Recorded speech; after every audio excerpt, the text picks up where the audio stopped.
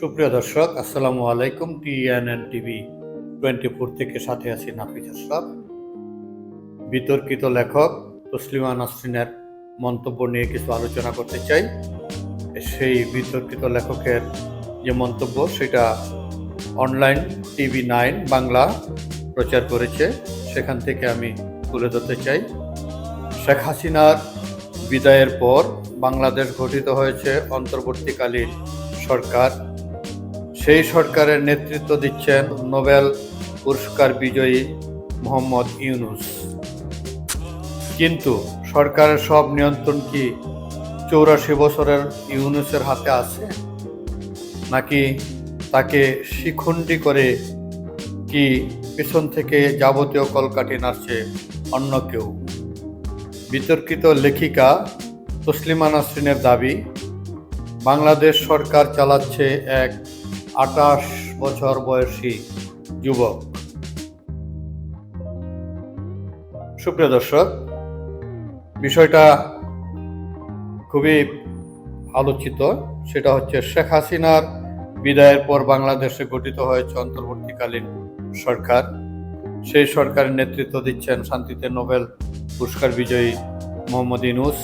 কিন্তু সরকারের সব নিয়ন্ত্রণ কি 84 বছরের ইউনূসের হাতে আছে, নাকি তাকে শিখণ্ডী করে কি পিছন থেকে যাবতীয় কলকাঠি নাড়ছে অন্য কেউ? এ কথা বলছেন তসলিমা নাসরিন, বিতর্কিত লেখিকা। তিনি প্রবাসে আছেন, ভারতে আছেন এখন। তিনি দেশে ফিরতে পারছেন না, দীর্ঘ অনেক দিন যাবৎ তাকে দেশে ফিরতে দেওয়া হচ্ছে না। আর সেই ইউনূস সরকারের কথায় কাজে মিল থাকছে না। বিতর্কিত লেখক তসলিমা নাসরিন বলছেন যে ইউনূস সাহেবের সরকারের কথায় মিল থাকছে না। তিনি সংখ্যালঘুদের পাশে থাকার বার্তা দিচ্ছেন, বাস্তবে সংখ্যালঘুদের উপর হামলা হুমকি দেওয়া চলছেই।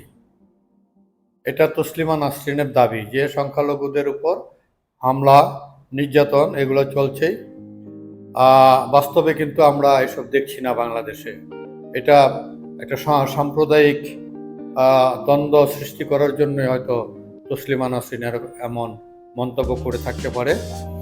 দুর্গা পুজোকে কেন্দ্র করেই মৌলবাদীদের করা হুঁশিয়ারি এসেছে, তাই ইউনূসের হাতে যে নিয়ন্ত্রণ নেই তা স্পষ্ট। তাহলে বাংলাদেশ সরকার চালাচ্ছে কে? হাসিনার পতনের পর তিনি স্পষ্ট আঙ্গুল তুলেছিলেন আমেরিকার দিকে। কারো মতে বাংলাদেশের বিপ্লবের পিছনে চীনের হাত থাকতে পারে। তাহলে কি কোনো বিদেশি শক্তির কথাতেই এখন উঠা বসা করছে বাংলাদেশ সরকার? লেখিকা তসলিমা নাসরিনের অবশ্য দাবি, বাংলাদেশ সরকার চালাচ্ছে এক 28 বছর বয়সী যুবক। সম্প্রতি সোশ্যাল মিডিয়ায় এক দীর্ঘ পোস্টে এই দাবি করেছেন তসলিমা। তিনি লিখেছেন, আমি মনে করি বাংলাদেশ চালাচ্ছে একটা 28 বছর বয়সী ছেলে। তার নাম মাহফুজ আলম বা মাহফুজ আবদুল্লাহ। মোহাম্মদ ইউনূসের বিশেষ সহযোগী সে। 84 বছর বয়সে ইউনূস জরাগ্রস্ত, সুতরাং খুব স্বাভাবিক যে তার বিশেষ সহযোগী ইউনূসের হয়ে প্রধান উপদেষ্টার কাজ করছে। কে মাহফুজ আলম? 2015-16 সালে ঢাকা বিশ্ববিদ্যালয়ের আইন বিভাগের ছাত্র ছিলেন তিনি। গণতান্ত্রিক ছাত্রশক্তি নামে এক ছাত্র সংগঠনের নেতা হিসেবে পরিচিত ছিলেন তিনি। যে বৈষম্য বিরোধী ছাত্র আন্দোলন সংগঠনের নামে বাংলাদেশে হাসিনা বিরোধী আন্দোলন চলেছে, সেই সংগঠনের লিয়াজু কমিটির সমন্বয়ক ছিলেন মাহফুজ। গত 28 আগস্ট তাকে বাংলাদেশের অন্তর্বর্তীকালীন সরকারের প্রধান উপদেষ্টার বিশেষ সহকারী পদে চুক্তিভিত্তিতে নিয়োগ করা হয়েছে।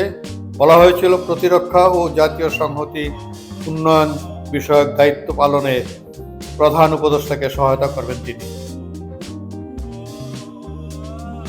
তসলিমার দাবি, মাহফুজ আলম বাংলাদেশের ধর্মনিরপেক্ষ আদর্শে বিশ্বাসী নয়।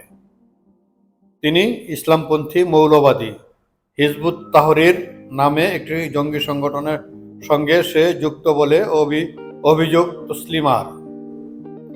বিতর্কিত লেখিকা জানিয়েছেন, প্রকাশ্যে যদিও মাহফুজ ওই জঙ্গি সংগঠনের সঙ্গে তার যোগ নেই বলে দাবি করে, তবে এটা তাদের কৌশল বলেই মনে করেন তসলিমা। তসলিমা লিখেছেন তার ফেসবুকে, বৈষম্য বিরোধী ছাত্র আন্দোলনে কিন্তু ছাত্ররা নিজেদের শিবির পরিচয় গোপন করে শুধু সাধারণ শিক্ষার্থী পরিচয়ে সামনে এসেছিল। এই সময় জঙ্গি সংগঠনের সদস্যরা কোনো কারণ নেই যে জানিয়ে দেবে তারা জঙ্গি সংগঠনের সদস্য। সম্ভবত ভেবেছে একেবারেই জানাবে তাদের খেলাফত স্বপ্ন সফল করার পর। সুপ্রিয় দর্শক, তসলিমা একজন বিতর্কিত লেখক হিসেবে পরিচিত এবং সে বাংলাদেশ সরকার অনেক আগেই তাকে দেশান্তরিত করেছে এবং তাকে এখনো দেশে ফিরে আসার সুযোগ কোনো সরকারই দেয় না। এই দেশান্তরিত করার পরেও কয়েক সরকার পরিবর্তন হয়েছে, সরকার এসেছে, সরকার গেছে, কিন্তু কোনো সরকারই তাকে দেশে আসার সেই সুযোগ করে দেয়নি। তিনি প্রবাসে বসে মাঝে মাঝেই বাংলাদেশ সম্পর্কে, বাংলাদেশ সরকার সম্পর্কে, মৌলবাদ সম্পর্কে অনেক স্ট্যাটাস দিয়ে থাকেন। সম্প্রতি এই স্ট্যাটাস দিয়েছেন মাহফুজ আলমের বিষয়ে। মাহফুজ আলম একজন মৌলবাদী এবং তাকেই অন্তর্বর্তী সরকারের তার প্রধান সহকারী করা হয়েছে। দর্শক, ভালো থাকবেন। আল্লাহ হাফেজ।